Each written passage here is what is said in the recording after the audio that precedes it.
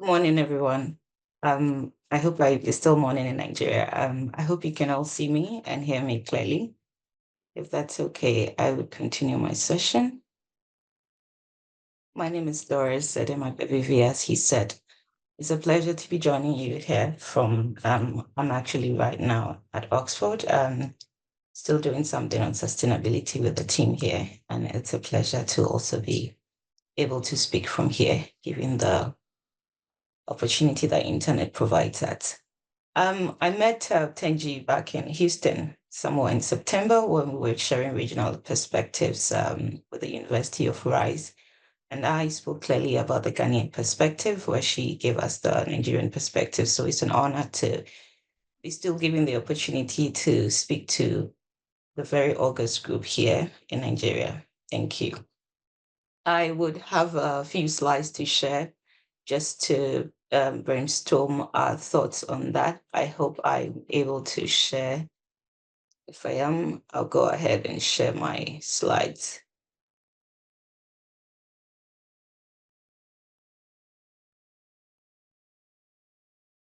Please, is my slides visible to everyone? Yes. Thank you.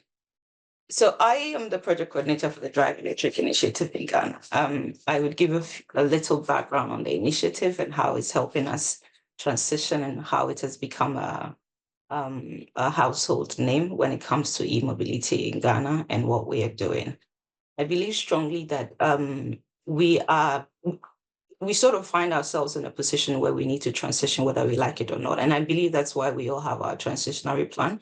I've had the opportunity to look at Nigeria's transitionary plan, and I believe like Ghana, we mirror each other. We see that one thing is key, that gas is a transitionary fuel, that we think we need to generate more. And when we do generate, how are we creating the productive demand to be able to take the supply that we are going to be bringing up along the way? Because it's a conundrum to be able to say we want to industrialize, we want to get more going on in the economy, but at the same time, we want to be able to stall that with a bit more of renewables and also have all of the intermittent issues coming up. So there are various ways that this can be done. And I believe we're doing some, and I think we can do better. So as we share experiences, I'm happy to get more ideas from you guys as time goes on.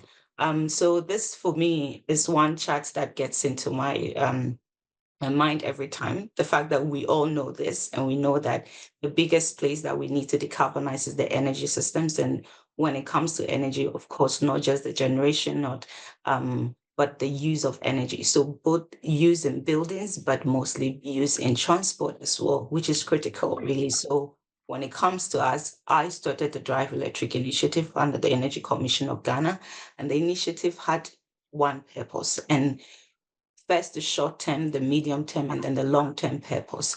The short term was for us, our supply capacity. We had an oversupply, so if you have supply capacity and you're not creating productive demand in the system to take your supply, then you find yourself in this loophole where you're wondering how you're going to be able to do both. So it's actually creating demand in the transport sector that got us to start the Drive Electric Initiative. But of course, in the long term, we're supposed to push us into an era of sustainable transport and energy transitions in that manner. And so we moved on to do the Drive Electric Initiative. But I want to say this clearly. Ghana still has a certain capacity of hydro and thermal in its mix, but we still have to push mobility. It doesn't mean that everything has to be clean for us to be able to use electric mobility in our transitions. Let's that have that or not. So these are transitionary conversations, and we have this clearly every day.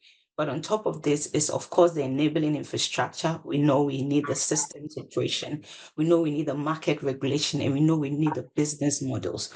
We cannot say that we have to finish decarbonizing all our energy systems before we start doing all of this for the transport system. A lot of work has to be done in the background whilst you're moving on in the transition. So when we want to decarbonize a system and we say, no, we can't decarbonize now, or your electricity is dirty electricity, so why are you now talking e-mobility or that? There are a lot of things that need to be done when you start an e-mobility initiative or for a country to get its system operational on, for your enabling infrastructure to come something, it needs to start from somewhere. And so I believe the transition needs to go hand in hand. in terms of how we want to move as a country and how Nigeria, of course, wants to move, which mirrors Ghana clearly. I will show you what we did for our regulations, our market regulations, for the infrastructure, the charging infrastructures, and trying to push business models for business to be able to move in that sector, which is necessary for what we're going to do in the future. But this is Ghana's. This one, I took this one last night. I updated this slide last night. This is our current situation as Ghana. As you can see, our hydros and our thermals, you can see that clearly on the screen. There's really not much that this screen that I need to explain on this screen. But as you can see, our hydro generation is about 38% and our thermal generation is 62%. And most of our thermal generation is done with gas. So if this is our current electricity generation mix that we have as a country, we still want to have way for renewables. The progress of renewables has been stalling, and we've seen that clearly. But there are so many initiatives that are coming up to be able to do that, to help us to ramp up renewable. There is a SHREP initiative that's currently ongoing. But in addition to that, mobility, when it comes to charging infrastructure, when it comes to the battery swap stations, and the ability to integrate renewables to get that moving has been one of the conversations that we need to push clearly. Just still showing us that all that we have seen, that although hydro is growing, our demand and our supply use has been growing with it. So this is what we are getting as a country, that we're getting more thermal and of course less hydro in the mix just because the demand is growing. This, when it comes to that, we're seeing what I wanted to explain in terms of gas. This is what Ghana's gas looks like currently, because we are having a lot more production of gas in the country, since we actually discovered our fields in 2010 and all of the conversation that came after that and the subsequent discoveries that came up. And of course, our import still from Nigeria still has to happen because these are contractual terms, but this is our situation. We still have gas. So I just want to use this to actually show you that our supply capacity is the reason why we started pushing e-mobility. But of course, for the long-term reasons is the sustainability of that and what we go. So natural gas continues to be the dominant fuel for thermal electricity generation in Ghana.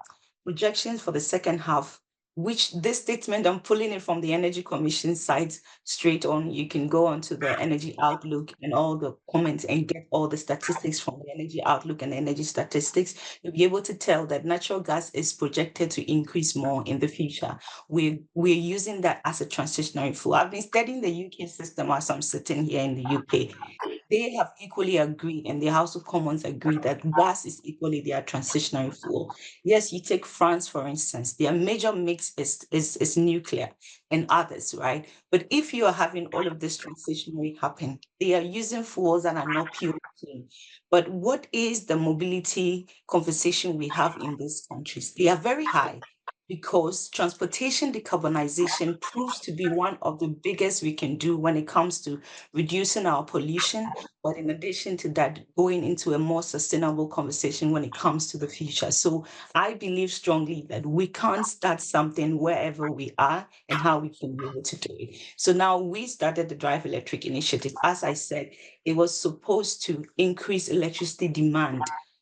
It was supposed to increase electricity. That is the main goal of this. It was meant for electricity demand increase. It was launched in 2019, and it was supposed to also prevent us from becoming a dumping field when it comes to vehicles from across the world. Most Europe countries have 2030, 2035 as the time to stop internal combustion engine sales. And I asked the big question, where will those cars go to? They're going to come to Africa. They're going to come to Africa. Why? Because it's a price mechanism. It's going to be cheaper. And today we know from the UNEP and others that over 50%, almost 70% of the vehicles that we have on our continent are all used vehicles that are imported onto the continent. What is this going to mean for us when we're having cars from the UK, cars from France, cars from Europe and the US all coming to the country that are electric, but have batteries where the battery lives have, time spans on them? What is it going to mean? It's not going to just be that we're going to have vehicles that come into the country that we need to necessarily,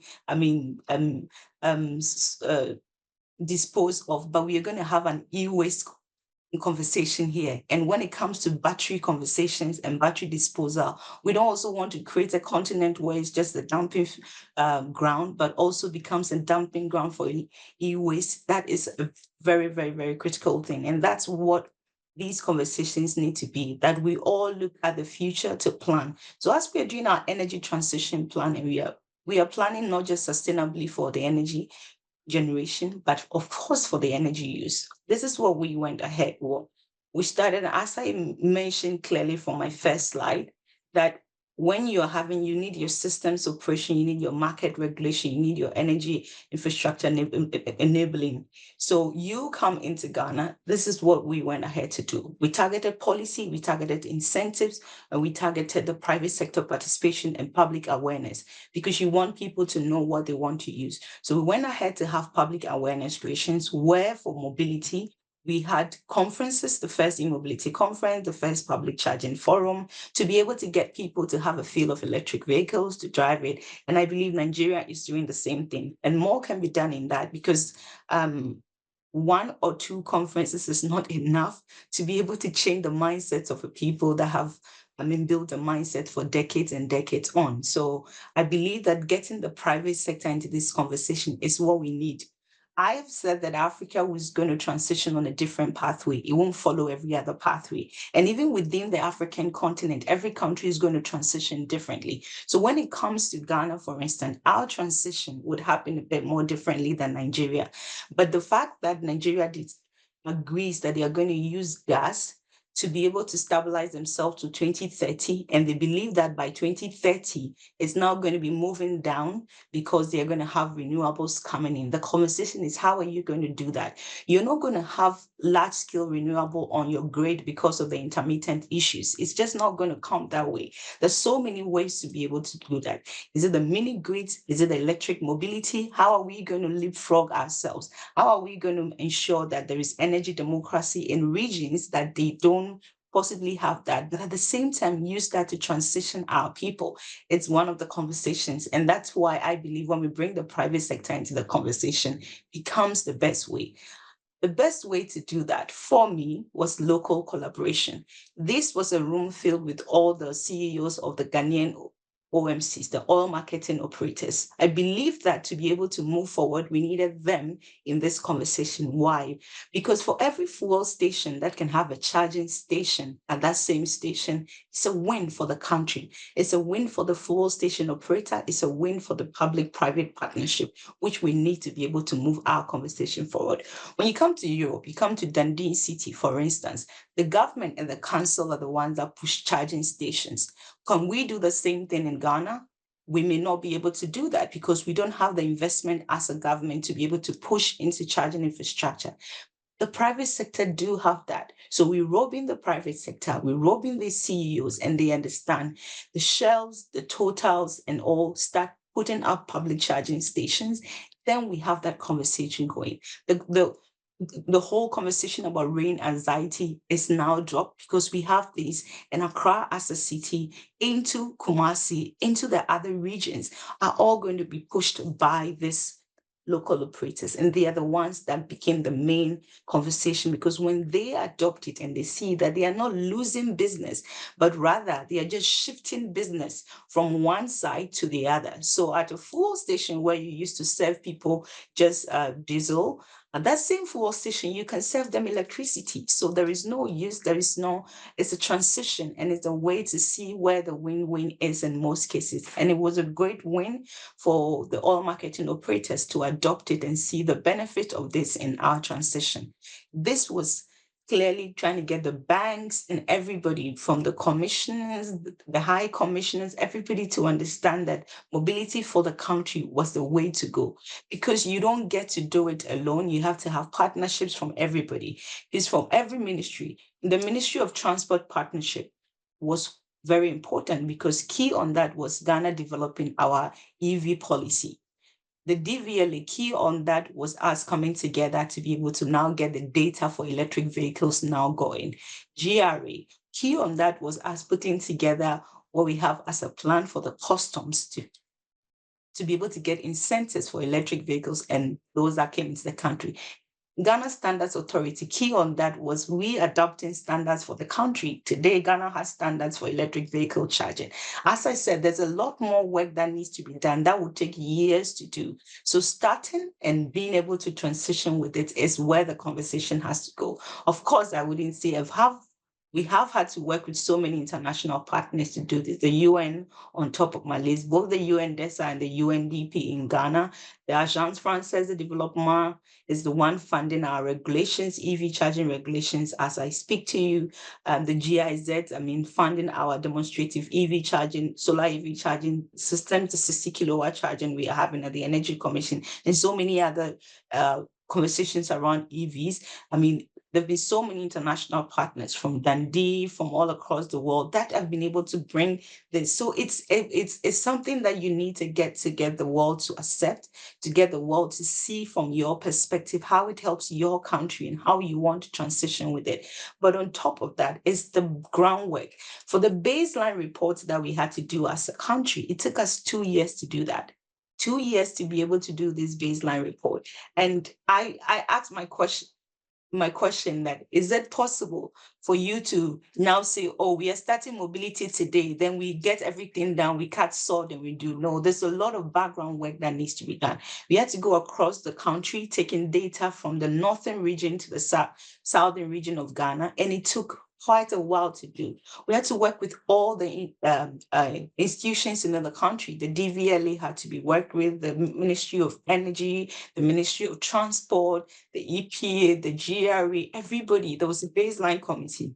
Now, this baseline report and what it came up with was what fed into our EV policy as a country.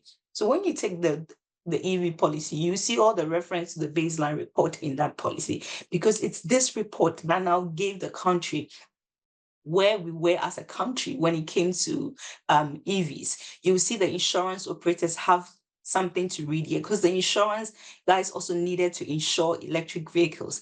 They were having a different premium for electric vehicle. Their reasons were for cyber attacks and so many other conversations. There are very nuanced differences in everything that comes in, the new things, and every institution had a way that they wanted to tackle it. And on top of this, when we get to do the baseline report, we're able to clearly state out the challenges that the country would be going to face when it comes to e-mobility transition. And that was all clearly listed for others to get. You can get a copy of this baseline report on the Energy Commission website. It's a 70-page report to be able to get a grasp of it. And this is what brought us to Ghana's EV policy as we speak. It's a policy that you can see is interrobed with energy, because for the first time, we are seeing energy and transport as more interlinked than ever. So the institution, the Ministry of Energy, the Ministry of Transport had to be working more together.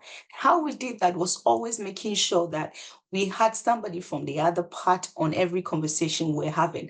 I was part of the steering committee for the EV policy from the first day till the policy was launched. And every wording of the policy, the reviews, the making sure that it actually meets this purpose was all being done by us in that steering committee. And I had to be there because I'm from the energy side and the Ministry of Energy. So that is how we got these two institutions working. Today, Ghana has a plan for EV transition. We have our phase 1 plan of how we're going. We're still in our phase 1, even though we've done quite a significant amount of work. It's still now in the process of we still addressing the challenges.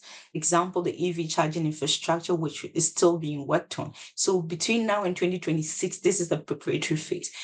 Between now and 2035, then we're saying by 2035, you have 35% penetration.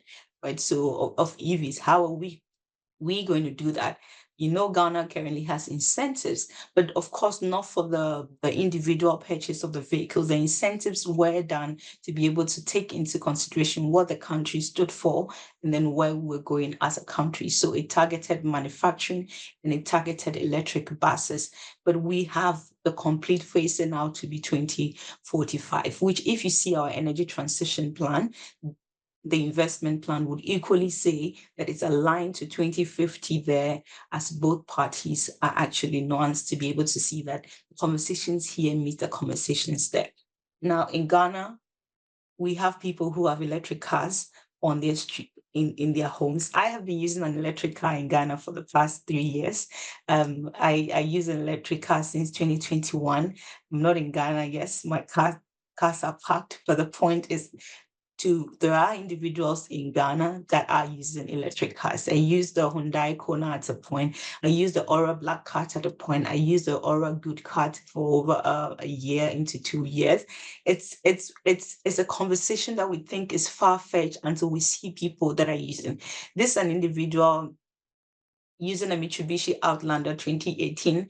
This is the plug-in hybrid, and he has a level 2 charger installed in his house to be able to charge this vehicle and charge it a bit more faster than his level 1 charger that came from the house. We have the importers and exporters in the country. Now, these pictures, most of them I took with my own phone. These pictures are telling you the current landscape in the country. We have logistics operators that use electric buses for their logistics. Why? Because it's cheaper. Where on the average, we're spending about 2,400 cedi for fuel for something, for the bus for a period, they are spending almost 800 Ghana cedi for the electric bus. So charging an electric bus, of course, became almost insignificant as compared to what they were paying for when they were getting their fuel. Of course, the initial cost of the buses are quite huge, but if you get the total cost spread out, it makes sense in the long run as a business operator. So you will see the logistics operators. These are people selling electric cars in their own spaces as well. You have those that are using it for smart transit to transport people from one place to the other.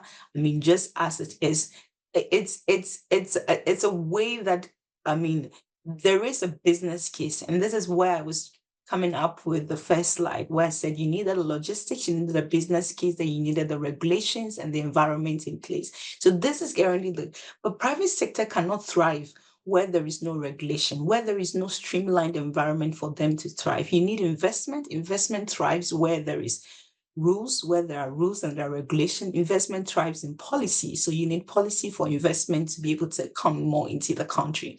This is what we have when it comes to the assembly. And I know you've heard of some of them already, the Kofa bikes, you've heard of Solar Taxi, you've heard of Wahoo Mobility. There is more, there is Max Mobility, you've heard of Kantaka. All of them trying to assemble bikes now in the country. Yes, there are challenges with every business and every way we start business, but after a while, you see clearly that these are thriving because currently we have better incentives that can be able to help them to be able to do more business. This is our charging infrastructure framework when it comes to the country. I mentioned that we have adopted 49 standards, IEC standards, International Electrotechnical Committee standards for Ghana. And those standards were adopted with the National Electrotechnical Committee that had representations from both the public and private sector to adopt standards for Ghana. We adopted 4 battery swap standards as well. So now anybody that is installing charging station or battery swap in the country would make sure that they are able to fit into these standards and make sure that their equipment meets the standards that they are coming to get. Then we have draft regulations for EV charging. So we were able to use those standards to draft regulations for EV charging. So a private sector coming into the country knows what he needs to do, knows that, oh, I want to install a charging station. He knows how to go about that and how to be able to get that implemented. But the things I want to highlight are these charging stations. This charging station in the middle here is a solar charging station. This battery swap station is a solar battery swap station. The roof you see here is solar. This charging station where I'm standing charging my white car is a solar charging station as well. This is how we are able to incorporate renewables and drive this renewable growth. These are going to be off-grid. They may not necessarily feed into the national grid, but they will feed into our renewable decentralization and the whole conversation on energy democratization around the regions where we think we cannot reach.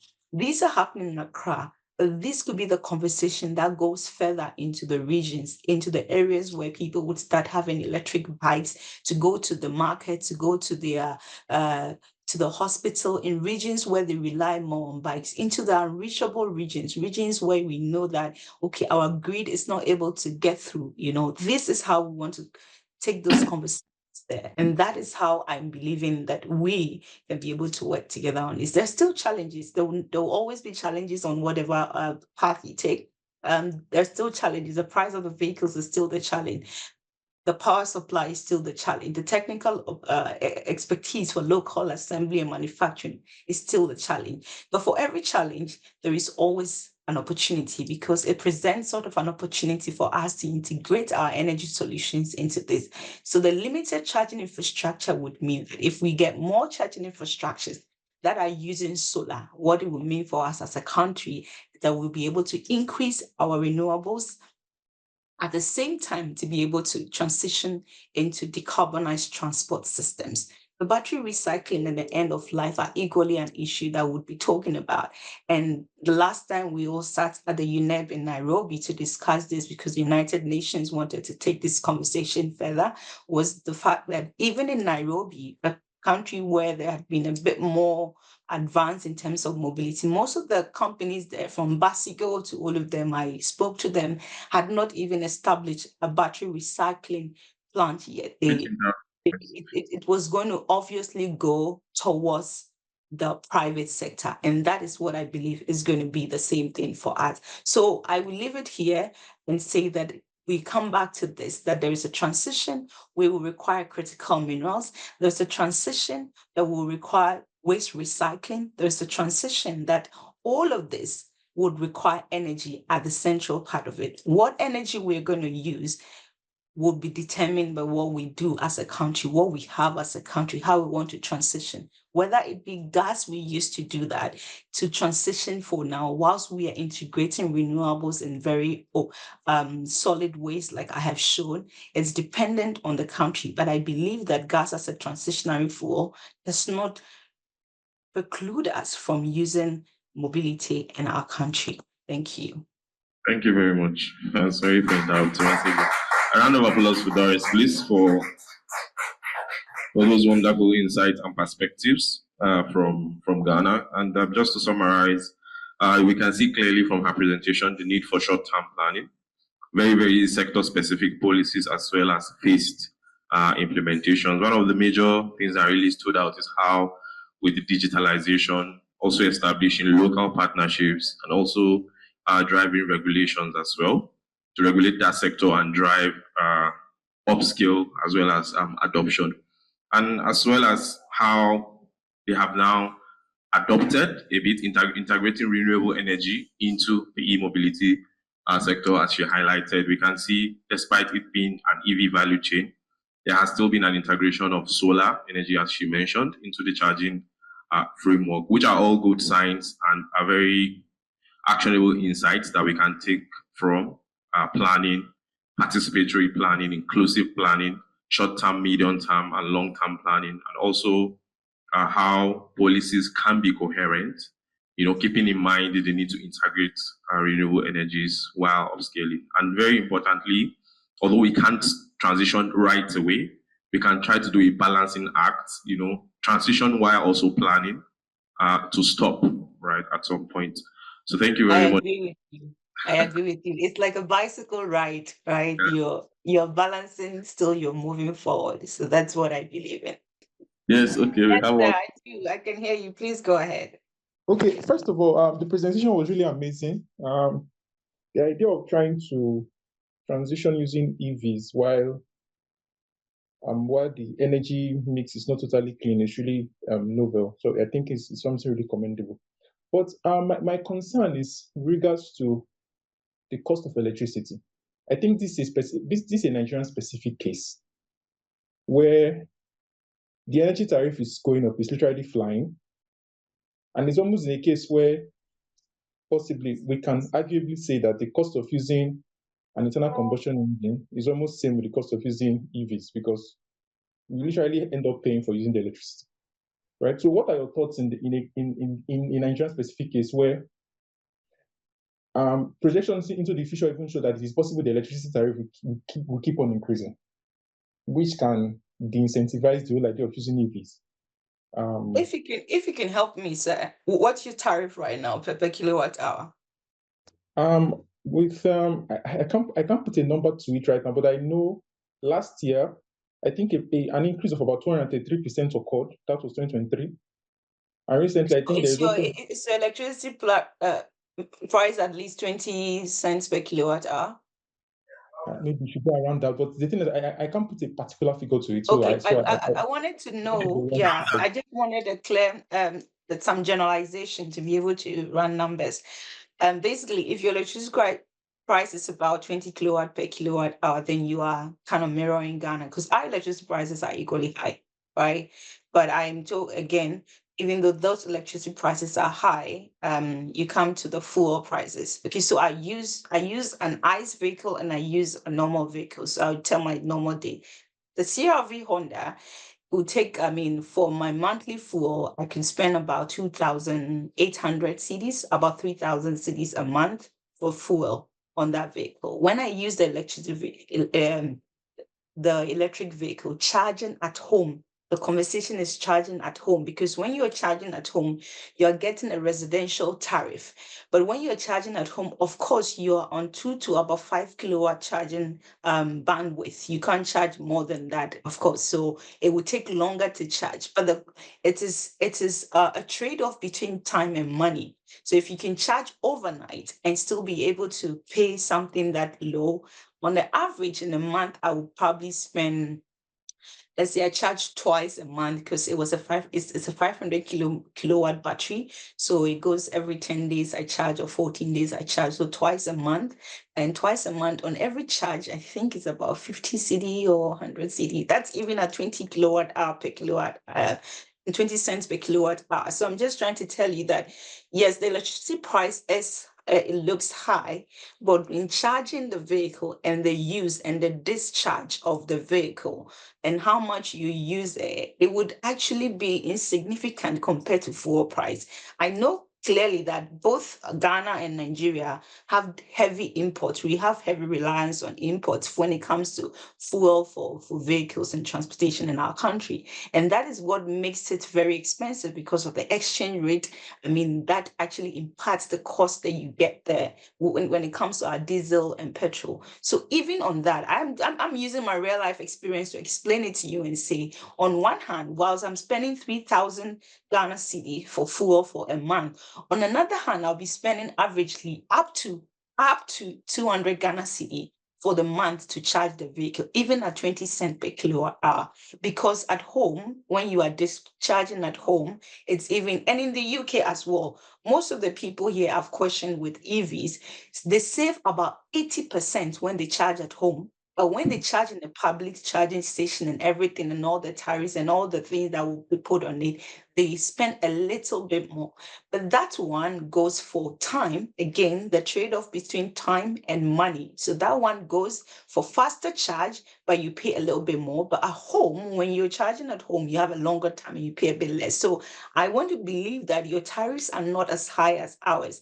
Yes, the tariffs are high, but because of the very high petrol prices, the comparative analysis of the two tells you that you are having a cheaper expense when it comes to the vehicles than when it comes to the internal combustion engine, just because of our fuel prices. That's all I'm trying to explain here. Thank you very much. Please, a round of applause.